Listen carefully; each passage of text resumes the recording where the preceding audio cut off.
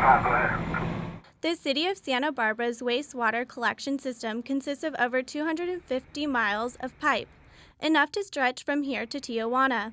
To ensure all of that infrastructure functions properly, the Wastewater Division has a rigorous and regular maintenance program. We inspect our pipes, we clean our pipes on a regular basis, and the goal is to make sure that the pipes are adequate and can transport our wastewater. With that much pipe, some of which dates back to the early 1900s, spills are inevitable. However, recently, spills from city sewer pipes have been greatly reduced. Our calendar year spill numbers have been going down dramatically since 2011, where we had over 30 spills. Now calendar year for 15 to this date, we're at 13 spills. Part of the decrease in spills is attributed to the city's extensive pipe testing program. The Wastewater Division utilizes a few technologies to keep an eye and ear on the system. For example, we have our CCTV, which is the closed circuit pipeline inspection, and that's a robotic camera, self-propelled robotic camera that we use to assess real-time pipe conditions. So that data is provided to our engineering staff. They'll make an assessment for whether there's structural or additional maintenance requests needed for that specific pipe segment. We also have another tool that's called a Poe Camera. So it's basically a camera on the end of a fiberglass flexible pole. We'll assign staff to go out and do, again, rapid assessment of the collection system.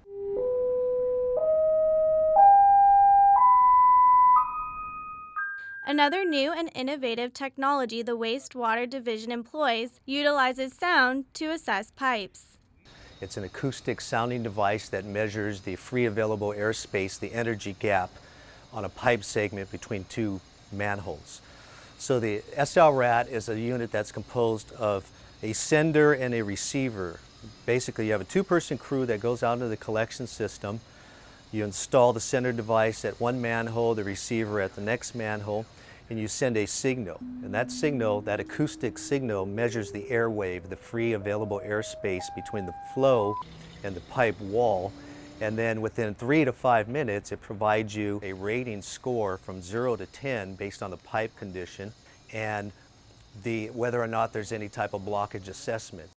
One of its benefits is we can go in and we can quickly sound a pipe and determine if there is a potential for blockage and clean it at a fraction of the price of just cleaning all of these pipes. So it's a tool that we're able to use to better maintain our system. Testing, inspecting, and cleaning the main sewer system has resulted in a decrease in spills over the past 5 years. However, during this time, there's been an increase in lateral line spills. A lateral line takes wastewater from your home to the city's sewer system. We've had year-to-date 45 private sewer lateral overflows. That's the highest we've had in the last few years. That's an indication to us that private sewer laterals are not being maintained. The majority of these private sewer laterals have severe root intrusion, and this root intrusion is also found through our acoustic testing, through our Poe Camera inspection, and through our CCTV inspection. So when you have a private sewer lateral that's 4-inch diameter and it has root intrusion protruding into the public sewer system, it blocks a great percentage of that sewer pipe, which restricts the flow. Ultimately, that results in a sewer overflow that the city is responsible for. When we find a private sewer lateral that has root intrusion or it's found to be defective, we'll provide a letter to the property owner, in essence allowing them up to 30 days where they need to hire a plumber from our certified plumbers list to inspect the line. The plumber provides us a video. City staff will ascertain the video and determine the condition of the private sewer lateral for follow-up. It may need full lateral replacement, partial repairs, or just a thorough cleaning. Another problem area for the wastewater collection system stems from private property owners directing downspouts and yard drains into the sewer system. To a lot of communities, there's an understanding, or at least the impression, that there are combined systems, both storm and sewer systems. Well, for the city of Santa Barbara, they are two separate systems. The public wastewater system is only designed to handle sewage, and it is treated at the Lateral Wastewater Treatment Plant. Storm drainage systems, again, are separate, and those are not designed to carry storm flow into the public sewer system. That surface water runs off and overwhelms the public sewer system during rain events. That overwhelms the treatment plant and adds additional burden and cost to having to treat that storm water. The storm water needs to discharge specifically onto the private property, onto the yard, or into the public storm drain system, and not into the public sewer system. To find these illegal tie-ins to the sewer system, the Wastewater Division utilizes a simple technology, literally smoking them out. That's where you force ventilate smoke into the public sewer system between two sewer manholes.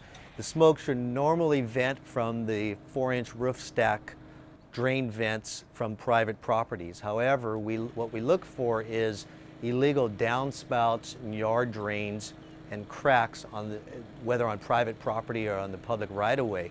These are indications that these are sources of immediate inflow during rain events which overwhelm the public sewer system. If we find defects on private lines during our smoke tests, we'll also follow up through the sewer lateral inspection program with a letter to the property owner indicating that their sewer line is defective and they need to have it repaired. The Wastewater Division has made great strides in spill reduction through the use of technology, regimented inspection, cleaning, and repair. In order to keep the number of spills declining, private property owners need to realize how important their side of the equation is and do the same.